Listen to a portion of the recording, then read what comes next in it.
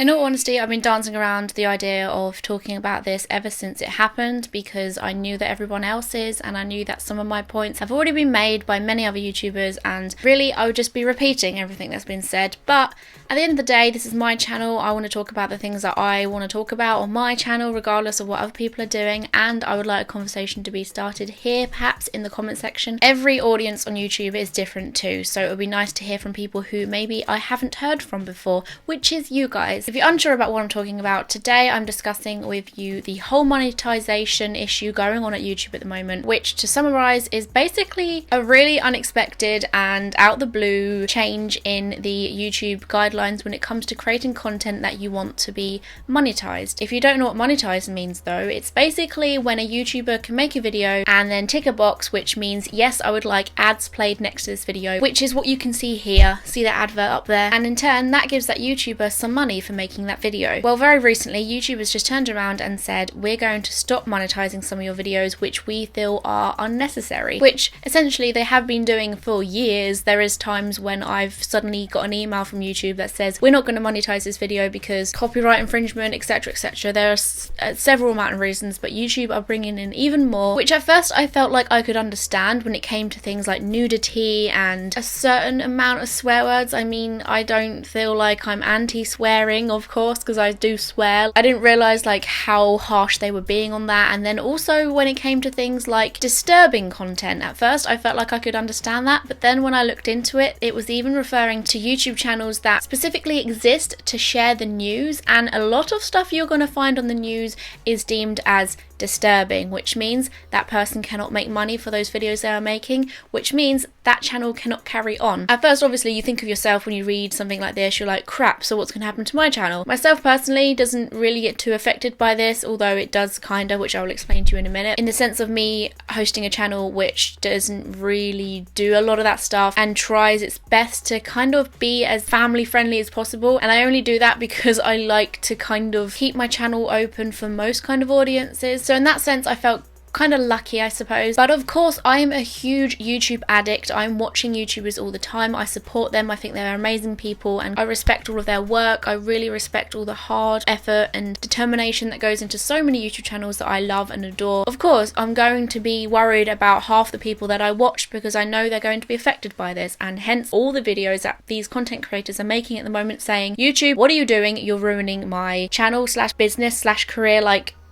this is a big deal because people will be affected, big and small YouTubers, because as much as you hate hearing it, YouTubers do depend on their views and they can't just live off your support. Like they need money with it too if they're going to be creating content as often as possible. If YouTubers were to have a full-time job alongside doing YouTube, you're not going to see nowhere near as many as the videos that you do see every day when you come home from school and like get your tablet out or your phone out. You're not going to be seeing the same amount that you do if these YouTubers had a job alongside YouTube, which is amazing. It's fantastic that people are using this platform as a job, and they have been for a few years now. They're doing something with their lives that they are loving, and you guys are loving their content. It's a win-win situation. I get that YouTube need to start prioritizing what they are bunging ads next to. They've been trying to make the adverts that they're placing next to YouTube videos as relatable and relevant as possible for years. Sometimes we do know that isn't always the case. Like, for instance, you may see a video on veganism and then there's a big chunky beef burger right next to it in an advert because that YouTuber may have put the word beef burger in her tags, which made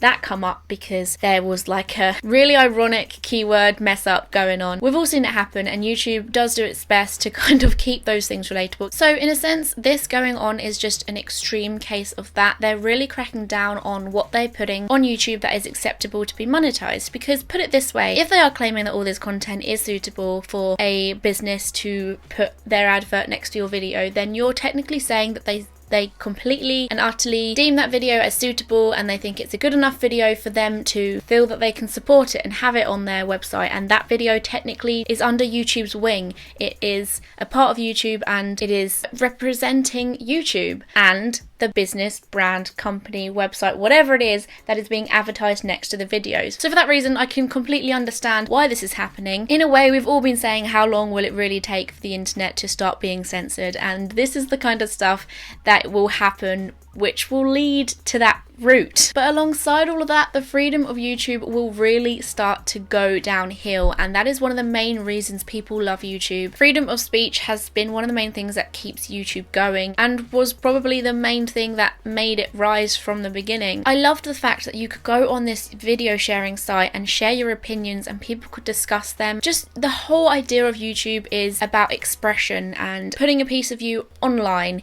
It's blogging at the end of the day, and that's what blogging is. So a lot of that will not be the same anymore if this is going to be the case. And I think I can speak for a lot of other YouTubers. I feel like freedom of speech has been very bad as it is, as of recently on YouTube. Mainly because as YouTube is getting bigger and growing as a company, website, form of business, that is bringing in more like negative input. There is more hate. I remember when it was rare to find hate on YouTube. I mean, you'd still find it, but it was easier to ignore. But now it's a lot more open. Everybody knows YouTubers. Everybody knows they exist, whether they like it or not. YouTubers will prop up everywhere on the internet. That means that everybody is willing to say what they like, and people will have things to say, which makes freedom of speech a lot more harder, I would say anyway. It's just a lot more acceptable and common for people to say how they feel about something they've watched online nowadays, or something they've seen online. Not only that though, I feel like it is very hard in general to be yourself and just create what you want and just do whatever without having to think about long-term effects, because of how big these celebrities on YouTube are now seen as by the public, by the press. They are huge celebrities, and they're now having to be more careful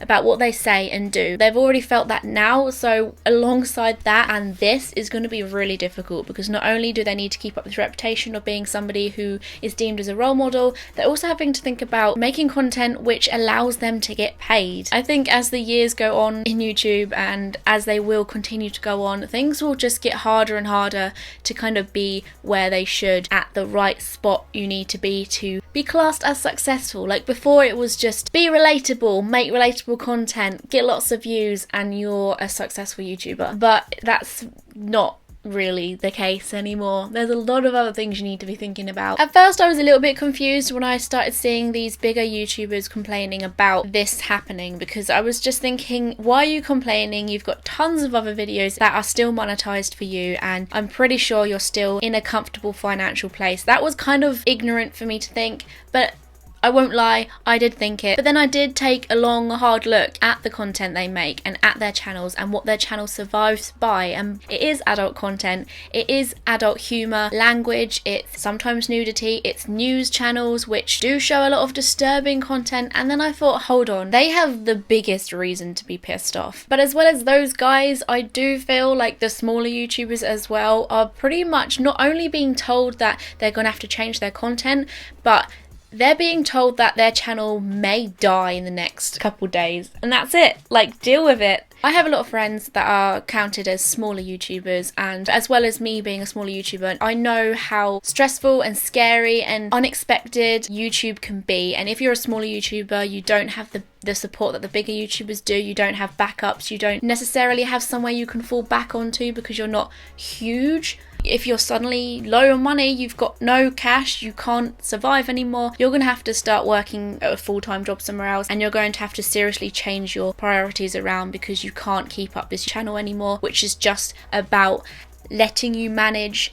financially on. Like, it's risky business as it is. I have a lot of friends that I know can't sleep at night because they are so paranoid that they could wake up one day and their channel could be gone. Having YouTube as your main source of income is a freaking risky thing to do. YouTube isn't very reliable, and I can imagine living in a world that revolves around your channel and how obsessive that must be to you. I mean, being self-employed is like that anyway, I suppose. You're surviving on your own 2 feet through the work that you're doing by yourself, and that's scary in itself. And at the moment, YouTube is the only source of income that I'm making, because I'm waiting till I graduate at the end of the month, and then I'm going to start looking for like something I can do alongside that doesn't take up too much of my time, because I love making videos so much. I love YouTube. It's like my biggest passion I have. Yeah, it may be a bit weird to some people. Some people have much bigger dreams. Some people have hopes and dreams that are a lot different to being a YouTuber, but that's okay. Everybody's different. That's fine. But this is something I want to do and I am passionate about, and is a super cool opportunity for me to take part in